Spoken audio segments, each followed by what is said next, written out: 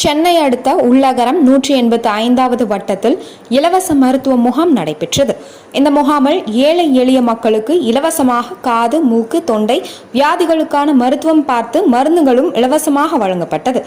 இந்த நிகழ்ச்சியை 185வது வார்டு மாமன்ற உறுப்பினர் ஷர்மிளா தேவி திவாகர் அவர்களும் 185வது வட்ட செயலாளர் ஜே திவாகர் அவர்களும் இந்த நிகழ்ச்சியை துவக்கி வைத்து மக்களிடம் குறைகளை கேட்டு அறிந்தார் மற்றும் பொதுமக்கள் அனைவருக்கும் சிறப்பாக மருத்துவம் பார்க்கப்பட்டது.